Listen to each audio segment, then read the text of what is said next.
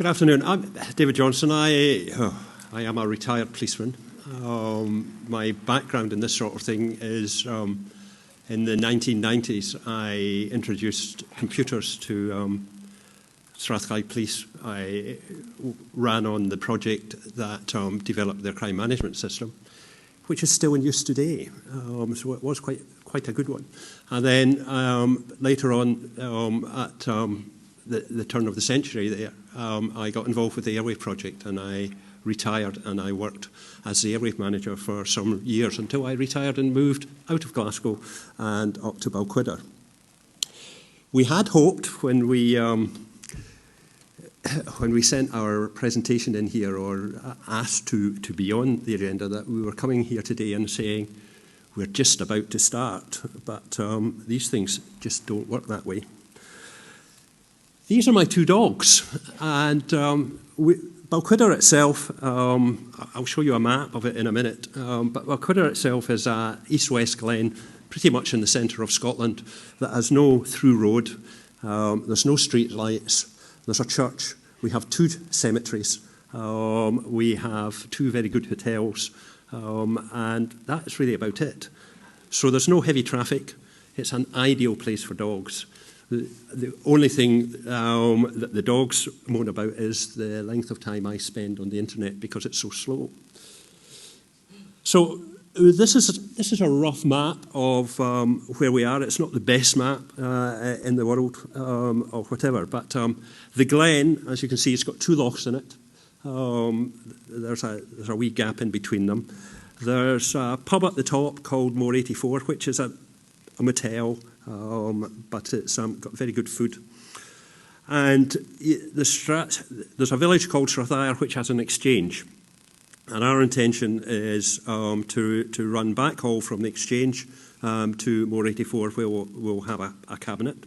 And we're working this process with Brandon and Bogons, who have bought an old nuclear bunker that sits at Cultybragan, which is just outside Comrie, which is not that far away from us. And you can see the area that we're trying to cover. Now, the problem is that it is an old glacial glen. We've got mountains of 3,000 foot running all the way down the north side, and they're just under 3,000 foot running all the way down the south side. So it's quite a difficult area. Basically, there's about 170 plus properties, 178, I think, that might want good broadband in there. At the moment, we do have some properties that don't have telephone lines. They don't have any TV connection because they can't get to the satellite. So that they really don't have anything, which is a bit of a problem. There's certainly there's 110 plus businesses in that area, and I'll come on and show you what the businesses are at this moment in time. And the number of residence occupants kind of range between 200 and 250. It really depends. In the summer, there's obviously there's quite a few holiday homes. There's some holiday homes that work as businesses, and there's some holiday homes that have been owned by families for a number of generations, and it's really just the families that use it. So they're really just occupied during the summer months. And there's about 28 school-aged children in the glen at the moment. So there's a real need for them, for broadband, for doing their homework and such things. So it's become quite a thriving community. And one of the things that has been changing, which is quite encouraging, is that the people that live permanently in the glen is actually increasing. And there's quite a lot of young childbearing age children in there too. So it's quite a developing place. So what have we got? What sort of businesses have we got? Well, we've got More 84, which is a motel and pub. We at the other end of the glen, at the bottom of the big loch, is a place called Monaco Moor. And you'll notice the word more. It's spelt M-H-O-R. It's a Gaelic word for big. So it just happens. Well, that's what it means. So there's 2 farms down at Monaco Moor, and they're on both sides of the Monaco Glen. And you've got Monaco Moor, which is the big Monaco on the left-hand side as you look at it, and you've got Monaco Beg, which is Little Monaco on the right-hand side. So the hotel started by the name Monaco Moor because that was the name of the farm. Then it became a hotel and a business running like that. It's a very popular business. It's very upmarket. It's the one thing in there that will help to make our 170 properties a viable, ongoing business because of the amount of money that they need to spend there. In fact, Condé Nast came out just last month with a list of the top 50 sexiest hotels in the world. It's in there. So it's quite worth a visit. We've got about 12 farms. We also have a holiday park, but we've got 12 farms, tourist-related businesses and self-catering. There's about 32. We have some technology-related businesses in there. We've got builders, obviously. And then we've got quite a lot of professional people who live there, have businesses in Glasgow or Edinburgh or whatever else it is, but do quite a lot of their work from home. And we've got shops, and there's another 32 sort of businesses, and that's taking it down to people that just bring some work home with them at times. So they're kind of in there. So there's quite a need. We identified quite a need on that. Our biggest problem in moving this forward was the BDUK DSSB, which is the Scottish version of that, was actually getting the information out of these 2 organisations that they weren't going to upgrade the Balquhidder area. So in building up to that and trying to get it, we did a survey of the households to find out what they wanted and how many there were. We've been speaking to our MP, our MSPs, our councillors, the Community Council, obviously. I'm a member of the Community Council, which is how I got involved in this. Community Broadband Scotland, DSSB, and BT, speaking to all of them. We were also a member of the Council's Broadband Advisory Group, which is turning into the Broadband Delivery Group. And Richard, who's my other partner on this at the moment, he's actually speaking to them this afternoon in the hope of getting the tick box of getting some extra funding from the Council as well as Community Broadband Scotland. And various other bits and pieces in relation to that. So, about this time last year, when we finally got the information that we were not in the scope of the DSSB programme, which came just a few days after Richard appeared on the PM programme, being interviewed by Eddie Mair complaining about rural broadband in Scotland, we got from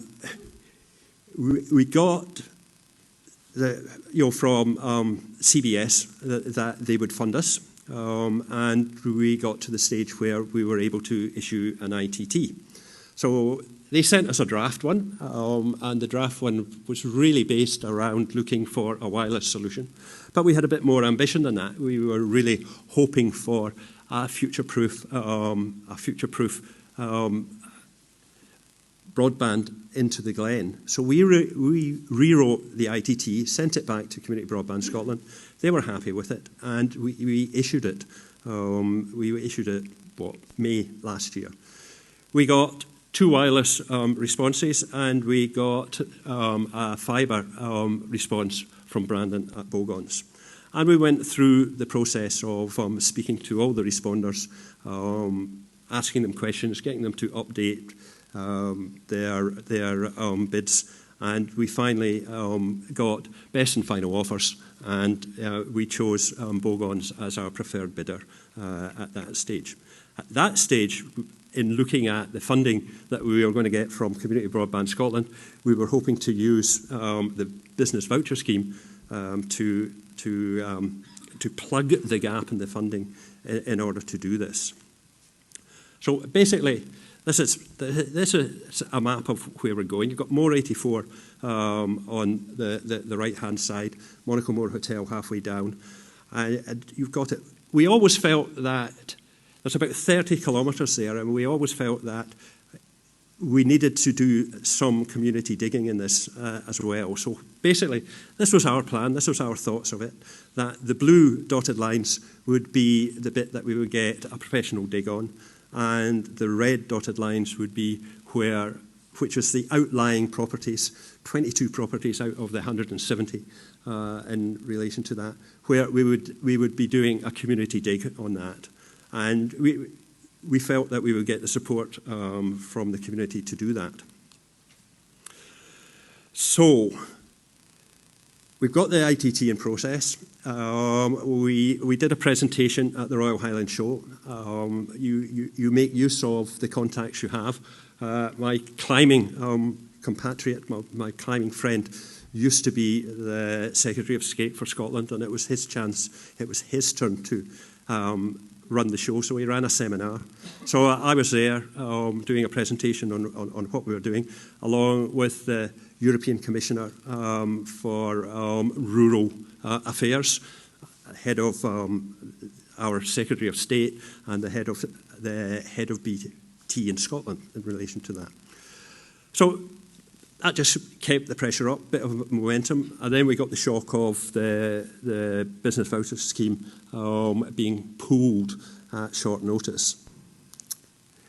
We've got the cost for the excess construction costs to get to Moor 84, and we've had our community meeting in relation to this, and we've got people signing up. We're about 70–80% signed up at this moment in time. We believe over 100 in relation to that, and we've got lots of volunteers there, and we're selling this to the community as a funded future-proof community broadband infrastructure scheme, and they would own the fibre at the end. We've then we did a flyer which we've put out, which to all of the houses, the ones that couldn't attend, and that's helped us get to the stage where we are at this moment in time. So we've got 100 properties saying we definitely want it. We've got about 22 saying we'll probably want it, and there's about 40 that just haven't said what they want to do at this moment in time. So we've had a survey and to do the lay. We've had meetings with CBS and Stirling Council and Leader, which is another funder, and they're all saying they want to help us with funding in relation to that. And we've had a bit of advice over procurement, because one of the problems that we now face is that the original ITT went out under the de minimis threshold, which is €200,000, and obviously we need a bit more funding than that. So we will probably have to go back out to a new ITT, although Richard met with our MP and our MEP this morning, and I wrote to the European Commissioner who I met at the Royal Highland Show conference, and it's maybe not quite as clear as we think our politicians and CBS think. So the MEP is going to go back to the Commission, find out what the real story is, and hopefully we can maybe move these things on a wee bit. But that's brand new news from an email I received about an hour ago. So next problem we faced was that the ground survey came back about twice as much as we had originally thought. Anyway, we continue with this because we're looking at probably splitting the contract and hopefully being able to get some of the work done at this stage. We're also looking at probably going round and doing, rather than half of the work as a local dig using the farmers, but probably most of the work. So we've still got a bit of work to do with this. We're still looking at the ways of making all of these things stack up. But we have funders, we've got a local community that want it, and we've got local volunteers that are willing to make this happen. So we really just need to carry on with basically what we're doing, and coming here today is one way of keeping the pressure on and keeping the momentum going. And we're going down to Barn, and it was a very interesting presentation on Barn. So we're going to the open day next week as well with that. And that's a bigger picture of the Glen, which gives you a bit of an idea of how it looks in relation to that. And that's what we're hoping to sell this on as the Giga Glen. And I think Brandon was going to say something quickly with a couple of slides.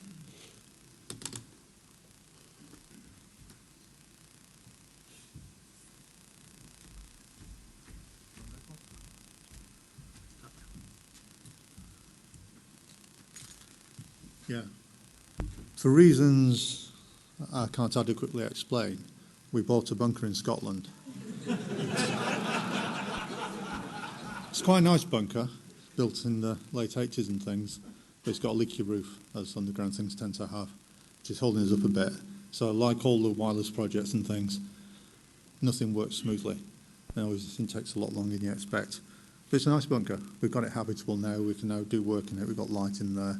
Got the showers working, sewage pumps work, and we're getting some networking, so it's going to be good. Then we can feed these guys. It's fairly big. Still working out how much power we can get. We can get a megawatt so far. Still trying to get something close to 3. It takes a while getting SSE and things to sort that sort of stuff out, but it's going to be quite good. It's in a quite interesting place. The site around it is now community owned. It was a World War II prison war camp. That eventually got closed down, and some of it is listed. It's operated as a bit of a museum. Some of it's been turned into sports grounds. Sorry? No, and basically it's community amenity. There's a bunch of allotments and all sorts of things going on there. It's quite interesting around it, and we're just in the back corner. That's yours. Yeah. But it's an interesting thing to do. It's going to be our cloud in the clouds, because the clouds are mostly at ground level around there most of the year. But it means it's very cold, so it should be pretty efficient. And we're just going to play around with some of the technology of the data centre and try and make ours fairly green, because it's covered in green stuff. And that was it. This is just a final thought from me. I'm not going to read it out to you because it's fairly straightforward, but I think our experience here is that we think there must be a better way of doing this. So that's me. Any questions?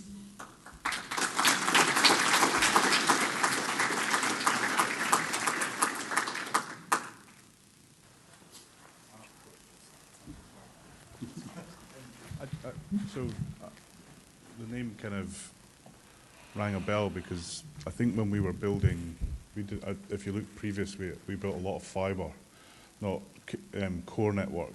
And I remember we were going past Sandy Lyle's house, which I think is close to where you are. And I'm pretty sure we're going to do BD UK in your location. In fact, I'm 99% sure about it. I'm just going to check. So I'm wondering. Just going to make sure it happens now.